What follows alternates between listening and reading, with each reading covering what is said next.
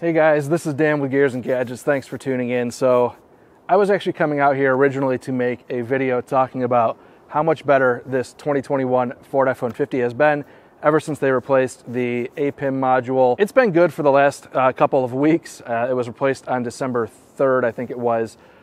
And yeah, everything's been good. However, on the way to make this video today, I'm driving here and realize, like, man, it's getting really hot. Let's go ahead and talk about it. We'll jump in the truck and I'll show you guys exactly what's going on. As I said, my initial intent coming out to film this video was to talk about how much better this truck has been performing. And I wanted to talk about some other things, miles per gallon, owning the truck for, what do I have, 8,200 miles now. But as I was en route to film that video, I'm sitting here and I'm noticing that I'm just getting incredibly hot. So I started to toy around with the air conditioning settings, which I never touch. They pretty much remain, aside from maybe dialing up a degree up or down. It stays on auto, AC is always on. So I noticed this a couple days ago where I felt like it was getting kind of toasty in here. And I recall just cracking a window. I was almost home and I didn't really think much of it. Today was quite a bit different because it happened right as I started driving. I decided to turn back around and go home and grab my FLIR 1.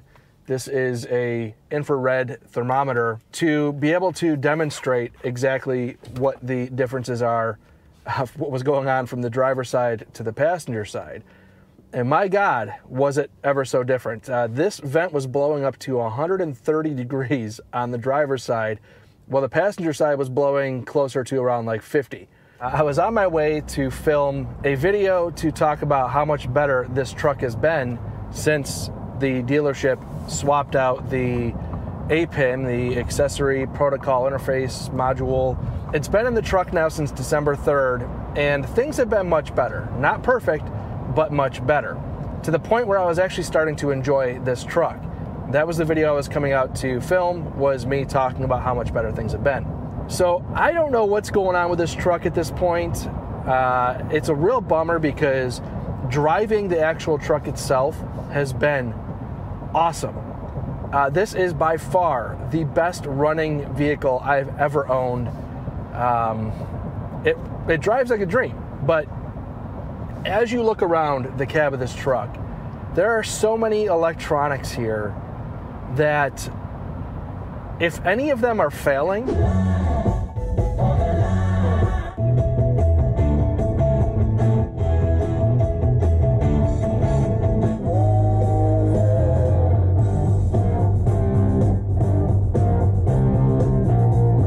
it doesn't matter how awesome the drive is, when your screen's turning off, you have 130 degree air blowing in your face, settings aren't saving as they should, you get in and the seat doesn't go back to where it's supposed to with the driver memory, and there's so much stuff, and you pay for it all.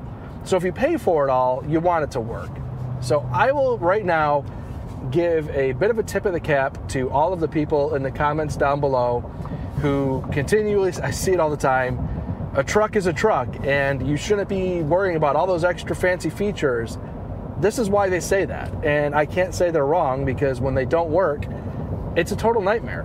And this truck, sticker was $72,000. I didn't spend that much. I got it basically out the door after trade and the discounts that I got, which I was probably one of the last people to get discounts on 2021 trucks. I walked out about $62,000-ish on this truck, so not cheap. And it's been 5 months as of today that I've owned this truck. Maybe 2 months of it has been enjoyable. 3 months of it has been waiting on modules, having weird things happening, and just a bummer. So the whole intent of coming out today to make a video was to talk about how much better this truck has been since early December when the APIM module was replaced. And it has been better, but it has not been perfect. A couple things that have been acting a little bit weird since then is, number one, Apple CarPlay. This truck has wireless CarPlay. I would set my phone up and it would connect wirelessly, but the moment that I would ever plug in the phone with the cord, CarPlay would work, but it would then only work plugged in. So once you set it up wirelessly, if you plugged the phone in, the moment you plugged it in, it would never work wirelessly again. So there was that on top of the scheduled updates portion of this whole experience, and boy, it's been an experience. I was playing with that after the APIM module was set up, and what I try to do every once in a while is go in and force an update. So I'll go in and tell it to schedule an update for that day a couple hours from now, so that if there's an update, it'll grab it, install it, and move on. I've been doing that pretty much all along, just toying with it. Well, I noticed that what happened was it got stuck on Thursday at midnight, and I didn't want that setting, so I kept trying to clear it, and it wouldn't clear out. So because of that and the CarPlay thing, I'm like, all right, I'm just going to reset the whole system here, and that's what I did yesterday. So I reset the whole system, and now it seems that the CarPlay thing worked. I was able to clear out that automated schedule update thing, but then I jump in the truck today, and the heating and cooling system is all screwed up. So, you know, I have had a lot of weird issues going on with this truck, and for the people who laughed at me, and there was only a couple of you, because I think most people with common sense understand why I'm doing it, but to address a couple of the commenters who were like, well, you know, why is this guy talking about tracking for lemon law? You know, it's a little premature for that.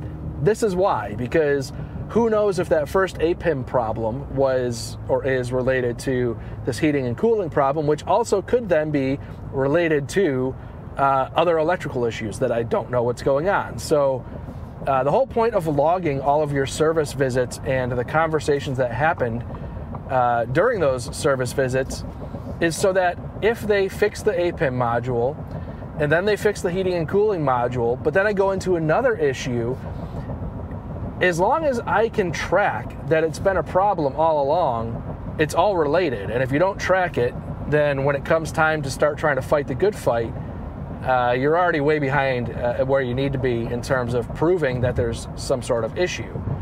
Because I don't know if you guys are aware, but lemon lawing things out is not a willing process that the dealership or manufacturer just go like, oh yeah, it's a kind of a bad truck, we'll just get you another one. It doesn't work that way. Yeah, now I'm getting like ice cold air on this side. Let's go 75. It's 72 outside, so 75. It's just blowing more aggressively than it needs to be. I have the fan on the lowest setting.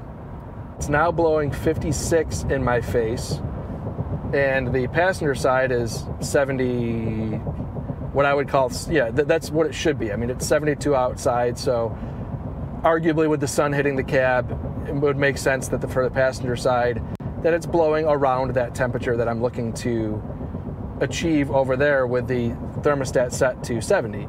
Over here, now I'm getting,